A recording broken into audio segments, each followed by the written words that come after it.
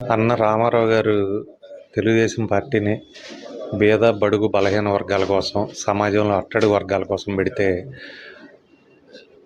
చీమలు పెట్టిన పుట్టలో పాము చేరినట్టు చంద్రబాబు నాయుడు కొడుకు చేరి ఆ పార్టీని స్వాధీనం చేసుకున్నారు. సరే, నడుస్తూ ఉంది.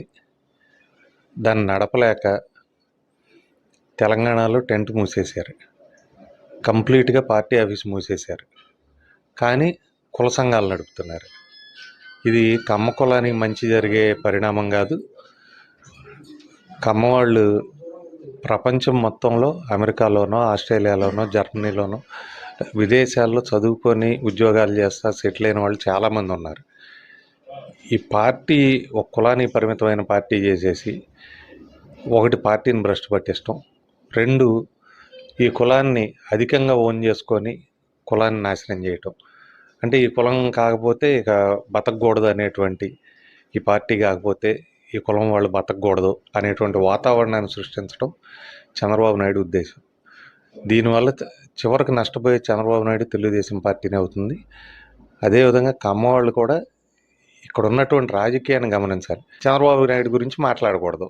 ఎందుకు మాట్లాడకూడదు? కులం కాబట్టి. కులం కాబట్టి నువ్వు వేరే పార్టీలో ఉన్నా కూడా సపోర్ట్ చేస్తావా? అంటే మిగిలిన వాళ్ళందరికీ కులాలు లేవా? మిగిలిన కులాల వాళ్ళందరూ మనుషులు కదా? లేకపోతే ఏ రకమైన సందేశం ఇద్దాం అనుకుంటున్నాడో చంద్రబాబు నాయుడు లేకపోతే లోకేష్ అనేది చూడాలి. గతంలో కూడా ప్రతిపక్ష పార్టీలో మేము 8 సంవత్సరాలు ఉన్నాం. ఎవరికి భయపడేదో వీళ్ళ ఉడతూపులకో లేకపోతే ఈ తాటాకి చప్పుళ్ళకో నేను కానీ కొడాలి నాని గారు కానీ భయపడేదేం లేదు. కానీ ఈ కల్చర్ కరెక్ట్ కాదు. వాళ్ళు ఏ పార్టీలో ఉన్నారో ఆ పార్టీకి సర్వీస్ చేసుకోండి, ఆ పార్టీ సిద్ధాంతాన్ని చెప్పుకోండి. లేదు మీరు తెలంగాణలో తెలుగుదేశం పార్టీని లేపుతానంటే మళ్ళీ వచ్చి జాకీలు క్రేన్లు పెట్టి లేపండి. మంచిదే, మంచి పరిణామం. మేము కూడా చూస్తాం మీరు ఏం చేయగలుగుతారనేది. అంతేగాని తెలంగాణలో తెలుగుదేశం పార్టీని మూసేసి మీరందరూ కూడా బతకటం కోసం వేరే పార్టీలకు వెళ్ళి మళ్ళీ అక్కడి నుంచి అస్త్రాలు వేయటం, అక్కడి నుంచి దొంగచాటుగా బాణాలు వేయటం, కుల సంఘాల పేరుతోనో లేకపోతే కార్తీక భోజనాల పేరుతోనో మీటింగులు పెట్టి పలానా వాళ్ళని కులానికి పిలవబాకండి, పలానా కుల సంఘాలకు పిలవబాకండి, పెళ్ళిళ్ళకి పిలవబాకండి, దినాలకు పిలవబాకండి అంటే కరెక్ట్ కాదు అది. ఇప్పుడు మేమేమి కమ్మ హాస్టల్లో చదువుకున్న వాళ్ళం కాదు, లేకపోతే మాకెవడ బొడ్డు కోసి పేరు పెట్టాల, లేకపోతే మేము ఫలానా కులానికి ఎమ్మెల్యేలను ఫలానా కులానికి శాసనసభ్యులని మేము కూడా చెప్పాలి.